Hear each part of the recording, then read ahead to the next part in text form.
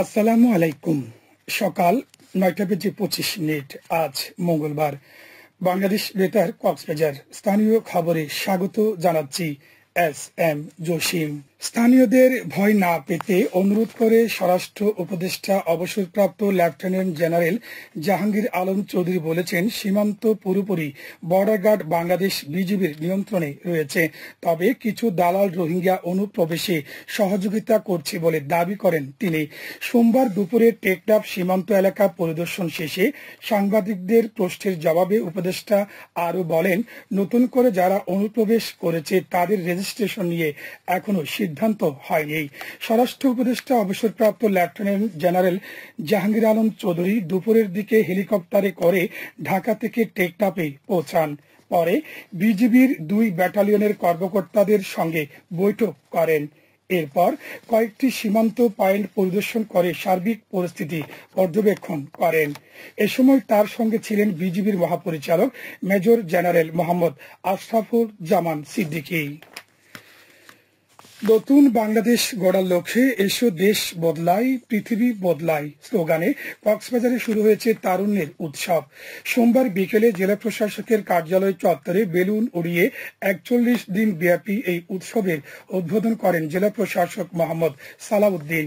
যুব ও ক্রীড়া মন্ত্রণালয় কর্তৃক ঘোষিত কর্মসূচির অংশ হিসেবে এই উৎসবের আয়োজন করা হয়েছে। জেলা প্রশাসক বলেন, আমরা তরুণদের হাত ধরেই রাষ্ট্রের বিভিন্ন গুরুত্বপূর্ণ কাজ করতে চাই। তিনি উৎসবকে ঘিরে জেলা প্রশাসনের উদ্যোগে যুবদের নিয়ে নানা কর্মসূচি হাতে নেওয়া হয়েছে বলে জানান। পরে একটি বর্ণাঢ্য র্যালি শহরের বিভিন্ন সড়ক প্রদক্ষিণ করে।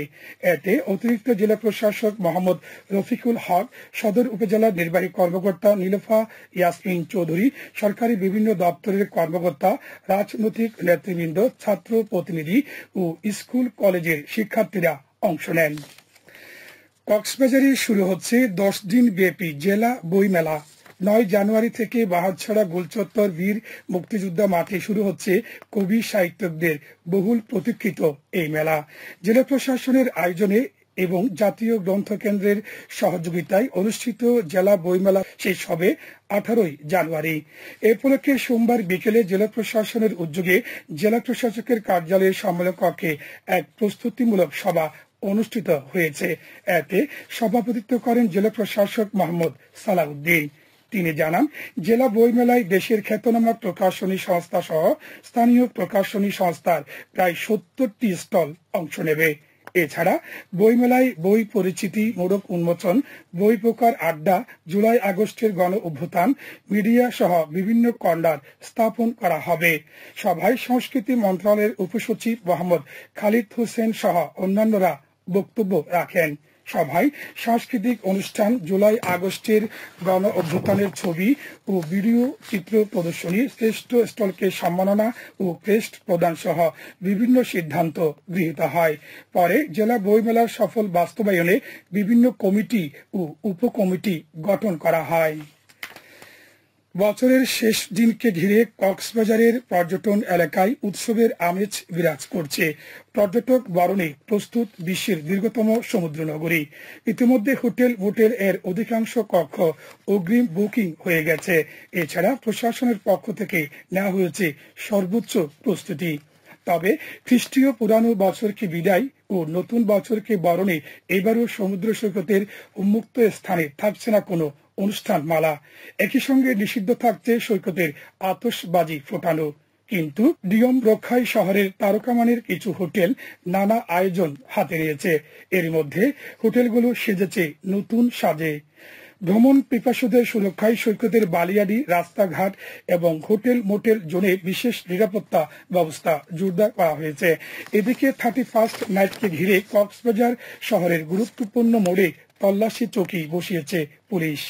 সমুদ্র সৈকতে কলাতলি, সুগন্ধা ও লাবণী পয়েন্টে তল্লাশি চৌকি পেরিয়ে সকল পর্যটকদের নামতে হচ্ছে সৈকতে। টুরিস্ট পুলিশে কক্সবাজারের মিডিয়া মুখপাত্র আবুল কালাম বলেন, পর্যটকদের নিরাপত্তার কথা বিবেচনায় কয়েক স্তরের বিশেষ নিরাপত্তা বলয় তৈরি করেছে আইন শৃঙ্খলা রক্ষাকারী বাহিনী। টেকনাফের উঞ্চিপ্রাং এলাকা থেকে 60,000 পিস ইয়াবা উদ্ধার সহ একজন মাদক কারবারিকে আটক করেছে র্যাব 15। আটককৃত মাদক কারবারি হল টেকনাফের হোয়াইটং ইউনিয়নের উঞ্চিপ্রাং পূর্বপাড়া এলাকার সাইফুল হক এর ছেলে মোহাম্মদ তারিকুর রহমান মানিক। র্যাব জানায়, উপজেলার হোয়াইটং ইউনিয়নের উঞ্চিপ্রাং এলাকায় কতিপয় ব্যক্তি ইয়াবা ক্রয় বিক্রয়ের জন্য অবস্থান করছে এমন সংবাদে ওই এলাকায় অভিযান চালায় র্যাব। এ সময় র্যাবের উপস্থিতি টের পেয়ে পালানোর চেষ্টাকালে একজনকে আটক করা হয়। পরে তাকে তল্লাশি করে এসব ইয়াবা উদ্ধার করা হয়।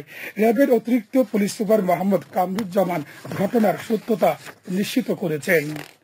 আবহাওয়া এখন জানিয়ে দিচ্ছি বাঁকখালী নদীর মোহনা ও সংলগ্ন এলাকার সামুদ্রিক জোয়ার ভাটার সময়সূচি। আজ জোয়ার শুরু হয়েছে ভোর 5টা 3 মিনিটে, চলবে সকাল 10টা 36 মিনিট পর্যন্ত। ভাটা শুরু হবে সকাল 10টা 36 মিনিটে, চলবে বিকেল 4টা 52 মিনিট পর্যন্ত। সবশেষে পর্যটক বার্তা। পর্যটন নগরী কক্সবাজারে আগত ভ্রমণ পিয়াসুদের সাগরের পানিতে নামার পূর্বে সাবধানতা অবলম্বন করার জন্য অনুরোধ করা হচ্ছে। যারা সাঁতারে দক্ষ নন তাদের পানিতে বেশি দূর যাওয়া উচিত নয়। ভাটার সময় স্রোতের সাগরমুখী টান প্রবল হওয়ায় সাগরের গভীরে ভেসে যাওয়া এমনকি প্রাণহানির আশঙ্কা থাকে।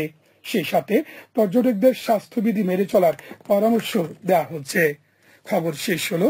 আমাদের পরবর্তী খবর প্রচারিত হবে আজ দুপুর 2:55 মিনিটে।